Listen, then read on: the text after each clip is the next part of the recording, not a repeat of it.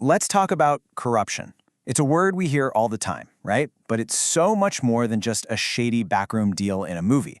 It's this hidden system, a set of unwritten rules that secretly shapes our world. So today, we're going to pull back the curtain and really unpack these hidden rules of power. Okay, so what are we really talking about? At its most basic, it's just this.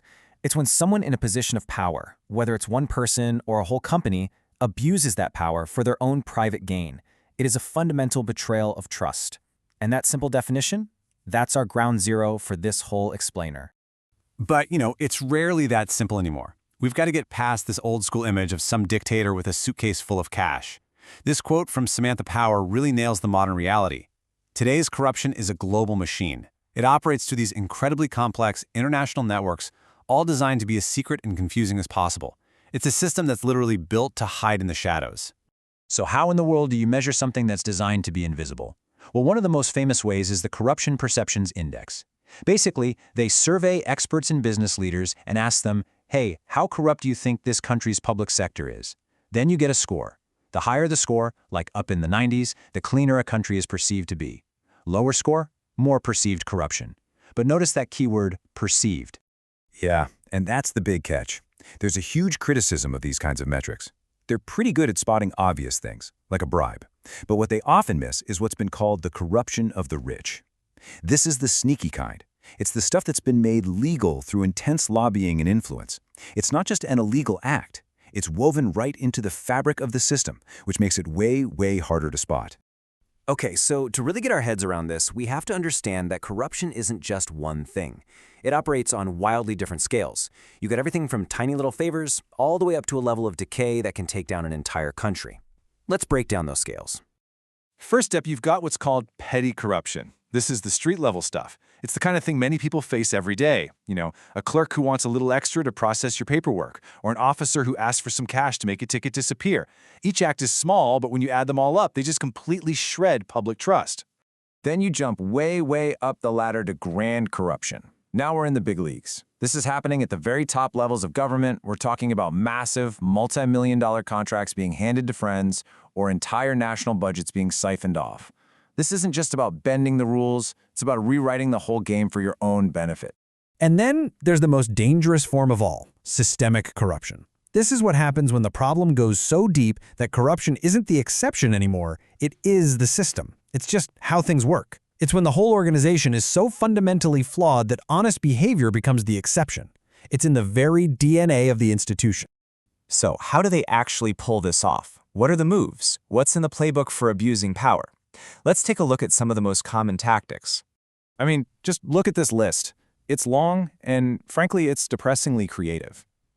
You've got everything from a simple bribe to something as complex as state capture, where powerful private interests literally take control of the government's decision-making process. But let's zoom in on one of these, graft. In simple terms, this is using your public role to get rich, like overcharging the government for a project and then pocketing the difference. And to see what that looks like in the real world, we need to talk about a toilet. I want you to meet the golden toilet of Kaunas, Lithuania. So back in 2009, the city government needed a public restroom. Simple enough, right? Their brilliant idea was to take a regular old shipping container and convert it. But the cost, oh boy, the cost was anything but regular. And this is where the story just gets completely absurd. Just look at these numbers. Around the same time, a town nearby built a public toilet that was actually more advanced for just 4,500 euros. The Kaunas shipping container, 150,000 euros. That is more than 30 times the price for a worse product. It's just mind-boggling. And you think that's bad? Oh, it gets so much worse. After the toilet sat there, not even working for years, after all the investigations and legal battles and compensations, the final bill to the public for this one shipping container toilet swelled to over 350,000 euros. That is the real price of graft. It's how these massive schemes trickle all the way down and steal money directly from the public. Okay, so that's the problem, and it's pretty bleak. But what's the cure? What's the antidote to this poison? Well, it's the direct opposite of everything we've been talking about. It's an ideal called good governance. It's about building systems that are actually designed to serve everybody, not just the powerful few. At its heart, good governance is just the idea that public institutions should do what they're supposed to do. They should manage public money fairly, conduct business out in the open, and respect the rule of law. It's all about making sure that power is used for its true purpose, which is the public good.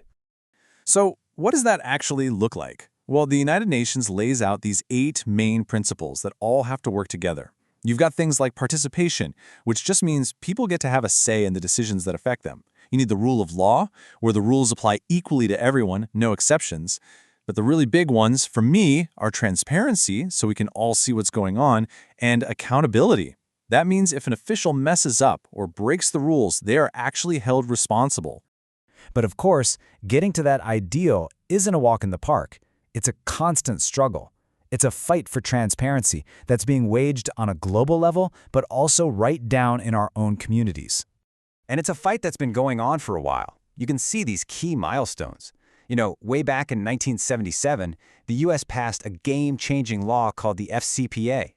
Then, in the late 90s, the international community really got on board with things like the OECD Convention. And today, the mission to slash corruption is literally baked into the UN's Sustainable Development Goals for the entire planet. So what are people actually doing on the ground? Well, there's a whole toolkit of strategies, things like breaking up monopolies to create real economic competition, empowering regular citizens and journalists to act as watchdogs, forcing politicians to publicly disclose their finances so we can see where their money comes from. It's all about building a system with real checks and balances. And this is why it matters so much. This quote just puts it perfectly, doesn't it?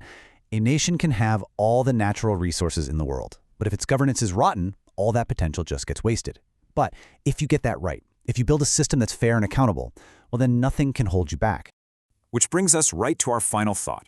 You've probably heard the saying that sunlight is the best disinfectant. And if that's true, if transparency is the light that can kill corruption, then the real question for all of us is this: who is responsible for turning on the lights?